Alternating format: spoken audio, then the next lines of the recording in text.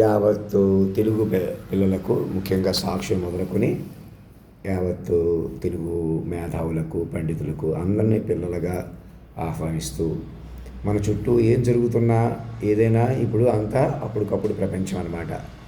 ఎవరి చేతిలోకి వచ్చినట్టు కాదు, మీరు ఎవరూ సౌఖ్యంగా బతుకుతున్నట్టు కాదు. మీకు సంపదలు కూడుకొని కాకుండా మీరు చాలా కష్టపడ్డారు, లేకపోతే చిన్న చిన్న వ్యాపారంతో మొదలుపెట్టి కోట్లు గడించారు, చాలా కష్టపడిపోయారు, నష్టపోయారు. పుట్టిదే భ్రమ అనమాట. అదంతా మొమెంటరీ. ఇప్పుడు కూడా మీ పిల్లలకి బోల్డంత భవిష్యత్తు ఉంది.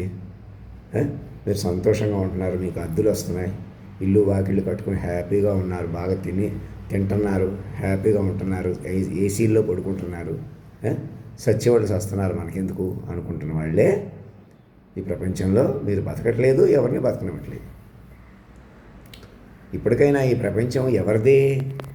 మైండ్ ప్రకారం నడిచింది చూసారా? గంటన్నరలో 10-15 ఏళ్ళు నడిచింది చూసారా? వాళ్ళదన్నమాట. మిమ్మల్ని రిస్క్ తీసేసుకోమంటున్నానా?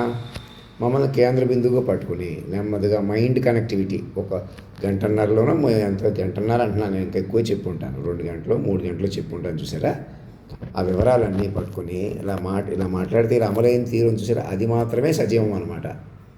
అలా మమ్మల్ని కేంద్ర బిందుగా నేను ఎలా సంతకం పెట్టానో అలా నేను మాత్రమే సంతకం పెట్టగలను. ఆ సంతకం ఎవరూ పెట్టలేరు. ఎందుకని? నేను గర్భాన్ని జయించి మేధలో పుట్టి ఉన్నాను, మేధస్సుకే అందుతానమాట. ఈ యాంత్రిక ప్రపంచాన్ని ఇట్టే పట్టుకున్నాను చూసారా? అలాగా మమ్మల్ని మనిషిగా చూడటం, మీరు మనుషులుగా కొనసాగడం, ఇంకా ఆలోచించడం, ఎవరేమైపోతే ఏమి, ఆ ట్రంప్ గారు ఏవో నానా నిర్ణయాలు తీసుకుంటున్నారు, అందరినీ వెనక్కి పంపించేస్తున్నారు, సాఫ్ట్వేర్ ఉద్యోగాలు పోతున్నాయి, వస్తున్నాయి. ఇది గందరగోళాలన్నీ కూడా మన వల్ల తగ్గుతాయి. అవి వచ్చేసేవాళ్ళు ఎవరు, ఎఫెక్ట్ అయిపోయే వాళ్ళు ఎవరు? మేము బాగానే ఉన్నాం, బాగా డబ్బు ఉన్న వాళ్ళు ఎలాగైనా బతుకుతున్నారు.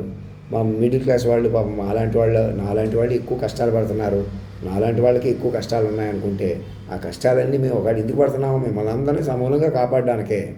ఇప్పుడు కూడా రాజ్యం, దివ్య రాజ్యం, శాశ్వత రాజ్యం మా ప్రకారం ఉంది. అప్పటికప్పుడు రోడ్ల మీద ఉన్నవాళ్ళు పాపం, రోడ్డు మీద పడిపోయిన వాళ్ళు, మమ్మల్ని రోడ్డు మీద లాగేసిన వాళ్ళు, ఇల్లు వాకిళ్ళు పట్టుకుని మా మాటలు ఇలా తీసేసుకుని, ఏదో నేను ఇలా అన్న మాటలు తీసేసుకున్నారు. పూర్వ ప్రాపర్టీస్, పెద్దవాళ్ళ ప్రాపర్టీస్ నేనేమన్నా అమ్మేయమనడానికి అందుకు వెనకాల పడి లాగేసుకుంటారా? ఇలా అరాచక శక్తుల్లాగా బతుకుతున్న వాళ్ళు, పక్కనే ఉండి మోసాలు చేస్తున్న వాళ్ళు, ఇంకా మేమే బతికేస్తున్నాం. నన్ను అలా పట్టుకోకుండా నేను ఎవరు నేరాలు ఘోరాలు ఇల్లు వాకిళ్ళు లాగేసి మనుషులు తగలబెట్టేసి మరి లాగేసుకున్నారు. లాంటి విపరీతాలు పాల్పడిన వాళ్ళు ఇక ఎక్కడున్నారు? ఇంక నా విషయంలోనే కాదు, అనేకుల పాపాలు పోయి శాశ్వతంగా బతకాలక్కర్లేదా? ఇక్కడి నుంచి కొత్త జీవితాలు వస్తాయి. నేను మనిషిని ఇక్కడ ఉన్నాను, అక్కడ నేను మనిషిగా ఎక్కడా లేను, మనుషులు ఎవరు లేరు అసలు భూమి మీద. మీరెవరు మనుషులు కాదు. మా వల్ల నేను మాస్టర్ మైండ్ అయిపోయి మీరు మైండ్లీగా మారిపోయి ఉన్నారు. సాక్షులు నాతో నేరుగా ఫోన్లో మాట్లాడక్కర్లేదు. శాశ్వత తల్లిదండ్రుల గురించి సాక్షులు చెప్పి శాశ్వత ప్రభుత్వంగా జగన్మోహన్ రెడ్డి గారు, చంద్రబాబు నాయుడు గారు, పవన్ కళ్యాణ్ గారు, మిగతా మంత్రులు, బీజేపీ వాళ్ళు మన రాష్ట్రంలో ముందుకొచ్చి, అలాగే కేటీఆర్ గారు అక్కడ వేరే రాష్ట్రాలు వెళ్ళి మీటింగులు పెట్టడం, హడావుడి చేయటం, కింద ఎవరేమైపోతే మనకెందుకు, మనం పార్టీ ఆఫీసులు కొద్దీ కడ్డువాళ్ళు కొద్దీ హైలైట్ చేద్దాం. రోడ్డు మీద హడావుడీలు, అప్పటికప్పుడు మీటింగులు, అప్పటికప్పుడు కాన్వాయ్లు, జనాల కొద్దీ డీల్ చేయడం అన్నదే మీరు మాయలో ఉంటాం తప్ప ఇంకోటి కాదు. ఇదంతా మా చక్క మైండ్లుగా కోర్టులోనే జడ్జి ఇంట్లోనే ఇంత డబ్బు దొరికింది లేదు, అదేం కాదు అని ఇచ్చారు. మీ ఇష్టం అలా చలగా మలగా కోర్టు అంత కేసు వచ్చినా అది ట్రాన్స్ఫర్ చేశారు. కోర్టులు అంటే అల్టిమేటం అనుకుంటాం, దేవాలయాలు అనుకుంటాం. కోర్టులో కూడా ఇలా జరుగుతాయా? ఎలా అనుకుంటారు దేవాలయాలు? ఎవరుంటారు దేవుళ్ళు దేవాలయాలు ఈ రోజుల్లో? ఎవరిని ఉన్నిస్తారు? మనిషినే బతకనివ్వకపోతే ఇంక దేవుడిని బతకనిస్తారా? మనిషి బతికిన తర్వాత అందులో సమృద్ధి పడితే దేవుళ్ళు, అది ఆ దేవుడు దైవత్వం అనేది ఎక్కడా? నన్ను మనిషిని కాదు, మైండ్లో చూస్తే మైండ్గా పట్టుకుంటే దైవత్వమే వెళ్తాం. మమ్మల్ని ఎందుకు కాలస్వరూపంగా మలిచాడు? ఇలాగే మీరు మనుషులు కొద్దీ రెచ్చిపోతారు.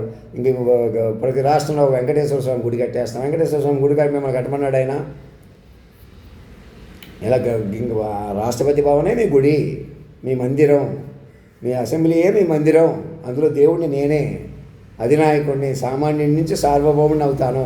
మమ్మల్ని పట్టుకుని ఏదో కెలికేసుకుంటాను, నాకు అంత ఫిగర్ లేదు, అది లేదు అని మనుషులు మాకు ఏదో చెప్పేస్తే మేము ఎలా చూసేస్తాం, ఇలా బతకనిచ్చేస్తాం ఏంటి? నా పెన్షన్ కొద్దీ నేనే బతకలేను. మనుషులు అంటే అంతే. ఇంకా అందుకే నా అకౌంట్ని అధినాయక కోష్గా మార్చుకుని కొత్త జీవితాలు ప్రారంభించండి. ప్రతి ఒక్కరు మమ్మల్ని మైండ్గా పట్టుకోండి, మీరు మైండ్గా ఉండండి. నేను ఒక మాట తిట్టినా, ఆవేశపడినా, అరిచినా తండ్రిలో ఆశీర్వాదంగా చెబుతున్నాను. ఎవరు ఏదో అనుకున్నారు, నేను ఎలా పడుకుంటున్నానో చూస్తున్న కెమెరాల గురించి మాట్లాడట్లేదు. నేను ఎలా ఉంటున్నాను, మీరు ఎలా ఉంటున్నారు, ముందు ఆ కెమెరాల గురించి మాట్లాడండి. అవి బయట పెట్టకూడదు అనుకుంటున్నారు.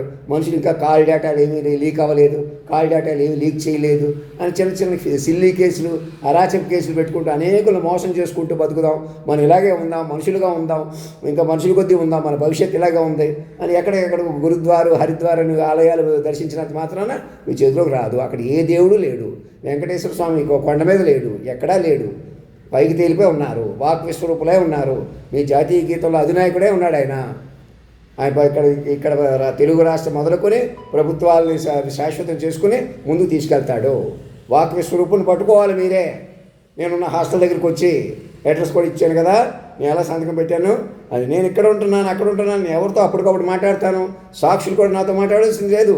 జడ్జిల ముందు ఆడ ముందు సాక్ష్యం ఇచ్చుకుని చంద్రబాబు నాయుడు గారు, జగన్మోహన్ రెడ్డి గారు పక్కన కూర్చుని, పవన్ కళ్యాణ్ గారు అందరూ కూర్చుని సంగీతం సాహిత్యం ఎంజాయ్ చేస్తూ మా గురించి చెప్పుకుంటూ, మంత్రులు నిరవధిక పార్లమెంట్ అసెంబ్లీ సమావేశాలు మొదలుపెట్టుకుని డీలిమిటేషన్ అని, ఇంకో హడావిడని ఏం చేసుకున్నా లేదు. ఓ సంవత్సరం గడిచింది, ఇంకా 3 సంవత్సరాలు భరించాలి. ఎవరు భరించలేరు. రేపపాటు మీది కాదు, ఈ ప్రభుత్వాల మీద కాదు.